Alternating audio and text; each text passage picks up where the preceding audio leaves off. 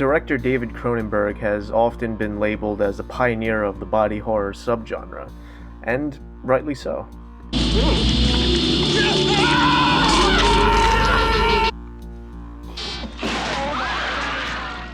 It's very easy to lump his 1983 film Videodrome into that category, and while it does fit, I believe that labeling Videodrome as a strict body horror and writing it off as such would be doing the film a major disservice. Out of all the Cronenberg movies that I've seen, Videodrome is my favorite. Obviously, it checks the boxes of awesome special effects and body horror, but it's also a very intelligent film, and one with themes that feel relevant 34 years later. Relevant enough for some people to call Videodrome prophetic.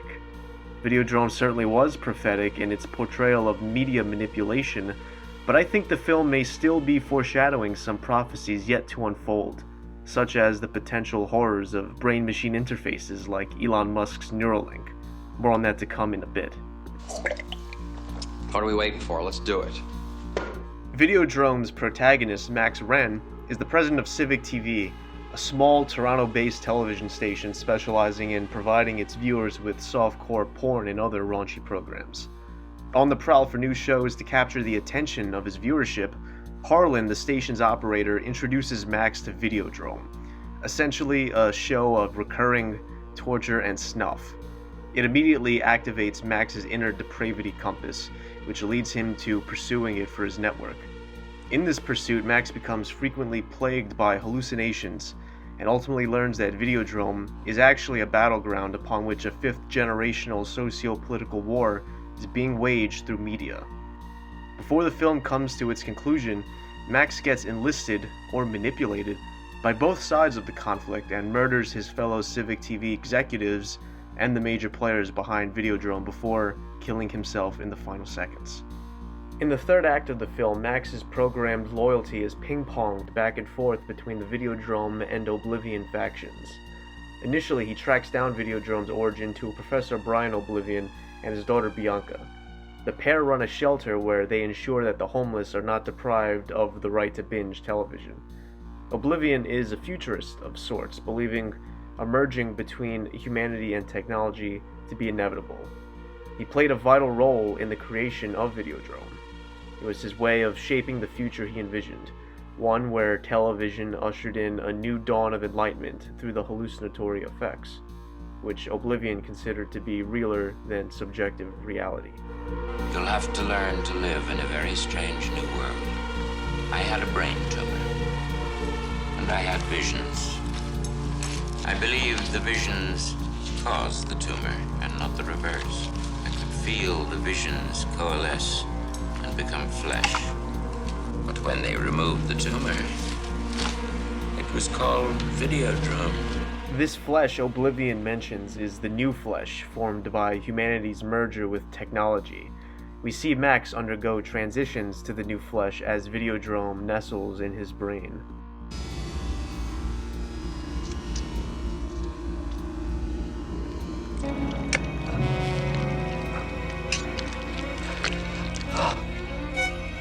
The Betamax slot appears in his stomach and the gun becomes welded to his hand.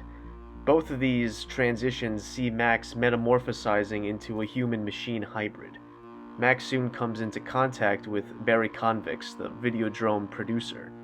Convix capitalizes on the brain tumor creating a defect of Oblivion's Videodrome and begins using it to purge humanity of those depraved few who enjoy watching snuff like Videodrome. Even snuff films are not immune to politics. This thematic element of Videodrome, the political posturing, is always what I've found to be the most insidious, personally. Oblivion's vision for the new flesh may have been his way of finding a decent bridge to an inevitable future, but his manipulative methods remain unsettling nonetheless. Barry Convix and Harlan, on the other hand, hide behind the shield of moral superiority, yet advocate for the immoral genocide of those who don't share the same worldview. We see the often highlighted themes of propagandic influence and mass media manipulation play out when Barry forces his Betamax into Max's slot, a scene that Cronenberg, in the film's audio commentary, describes as Max getting by television. Now essentially brainwashed by Barry, Max goes to the Civic TV headquarters and murders his colleagues. When he returns to the Oblivion mission to kill Bianca, she reprograms him. His new mantra becomes, "Get the Videodrome! Long live the new flesh!" And in what I think is one of the most awesome scenes in all of horror cinema, Max delivers Barry his overdue comeuppance.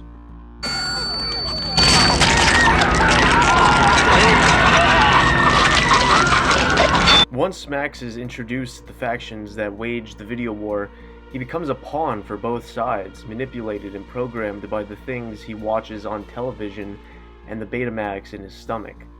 As is mentioned in the film, Videodrome is the battleground for this subtle war, but in a fifth generational war, the masses influenced by combative media forces are the front lines. Max represents the average person because we're all foot soldiers in the war, whether we know it or not. Max didn't have any skin in the Videodrome game, but he was drafted into the war through the simple passive act of watching.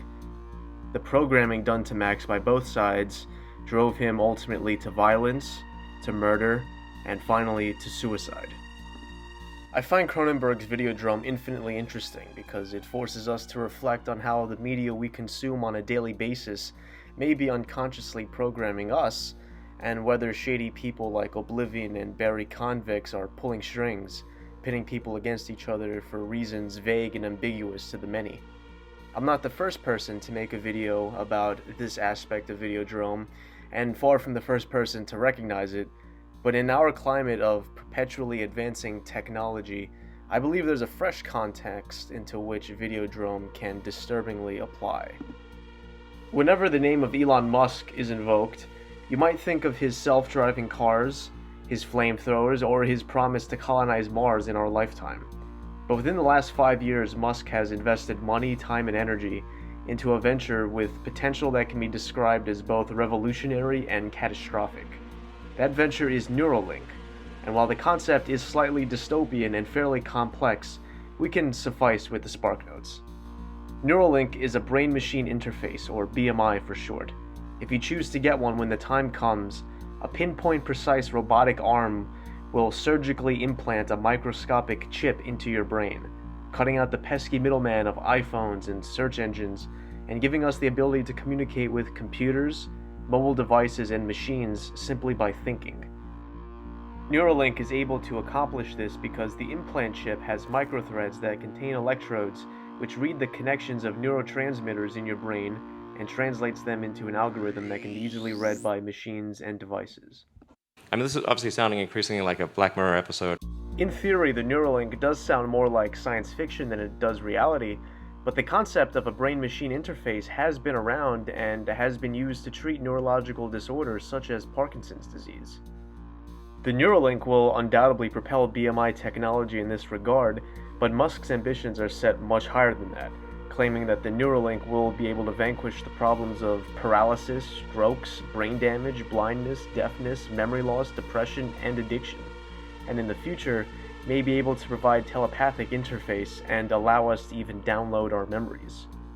All this may sound absurd, and Neuralink certainly has its skeptics, but if the speculative future for Neuralink technology comes to full fruition and corresponds with Musk's vision, then Neuralink will be the kind of technological advancement such as the printing press, the internet, and as seen in Videodrome, the television, that will define an entire era and set our species upon an irreversible course.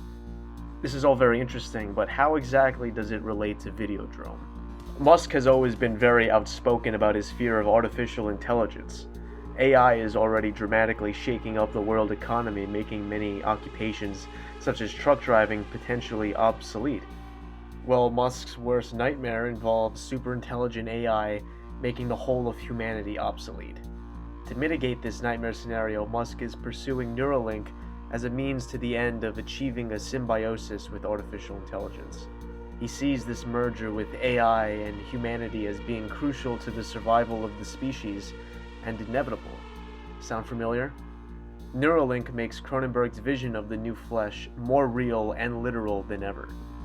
We've already seen preliminary BMI technology bear positive fruit for those suffering from certain neurological disorders, but as it only becomes more advanced and mentally invasive, we must consider the potentially catastrophic consequences of implanting such tech into our entire societies and into our skulls.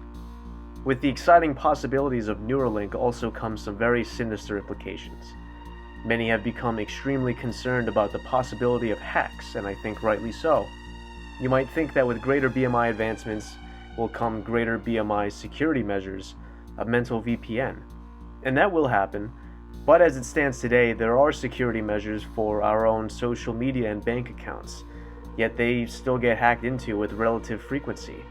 The very thought of your bank account getting hacked can be devastating, so just imagine a nefarious force hacking into the confines of your mind.